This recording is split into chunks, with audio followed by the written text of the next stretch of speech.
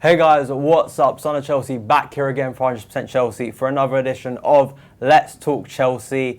Now this week we've got quite a couple of good stories, to talk about. So let's get to it. The first story is about Gary Cahill. Now he last night signed a new 4-year deal with the club, keeping him at Stamford Bridge until 2019.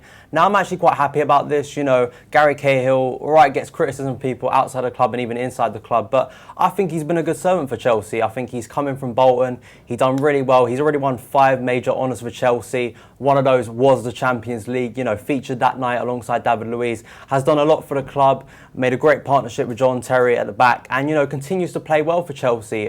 So it is someone I'd like to keep at the club. Of course, in the future, I would like to see a younger defender come in, maybe John Stones or a replacement like that. But it is good to know that he's committing his future to Chelsea. So Gary Cahill, new 5-year deal. Second story is about Inter Milan. Now, apparently they are set to offer Branislav Ivanovic a new 2-year deal to take him away from Chelsea. Now, this is according to the Mirror. Now, Roberto Mancini apparently thinks that he can sign the Serbian from Chelsea. His deal, Ivanovic's deal, ends at the end of the season, and of course in January, Ivanovic can start to talk to other clubs. Now, I've talked about this, I think, way back at the first episode of this series. I talked about Ivanovic maybe leaving, and I think that's even more prevalent with the fact of his poor form this season. It'd be interesting. He's done amazing things for the club, and let's not forget that. I see a lot of people just forgetting what he's done for the club. Sure, he's had a rough few months for Chelsea, but him going to Inter Milan, it could be interesting. I mean, it could be something that does entice him, and with Chelsea being linked to other right-backs, even in January, Ivanovic may look at it and go, I've had my main career, the prime of my career is over. How about going to Inter Milan, Italian football, where it's not as rough, maybe I could settle down a bit. I don't know. It's going to be interesting at the end of the season what happens. I personally think this is probably Ivanovic's last season at Chelsea. So let me know in the comments, guys. What do you think about this? Do you think he will leave at the end of the season? And do you think Inter Milan could get Ivanovic from Chelsea? Third story is the main one of this week. It's about Chelsea's new redevelopment of Stamford Bridge. They submitted a planning application to the Premier League to rebuild Stamford Bridge into a 60,000 seater stadium. It's apparently the redevelopment will cost £500 million, so a lot of money. We're still not sure about where Chelsea are going to play during the redevelopment.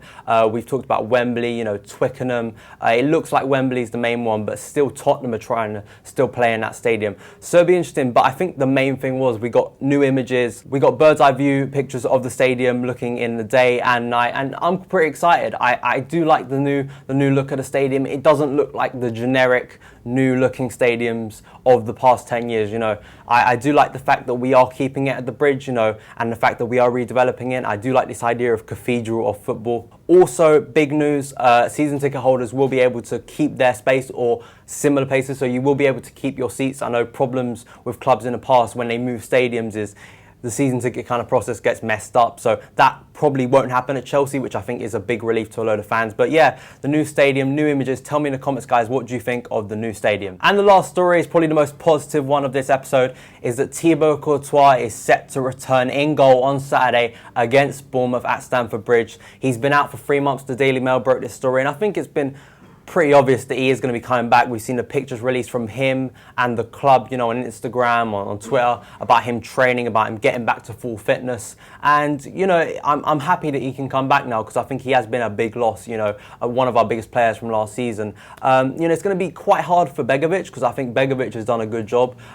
considering what he's had to go through with the bad form. I think he's shown himself to be a class keeper and to be one that can be right up there.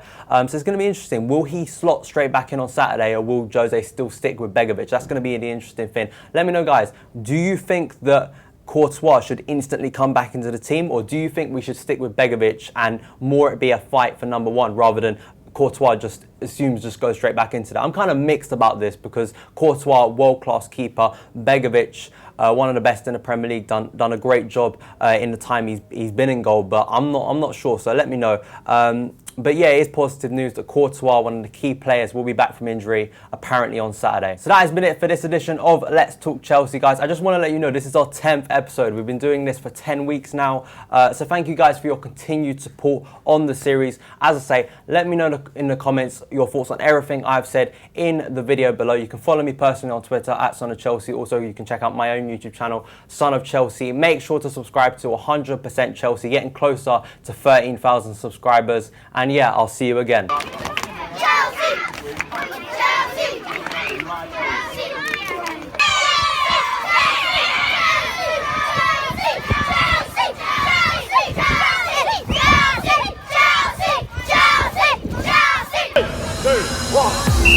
Go on, guys, reach in the middle!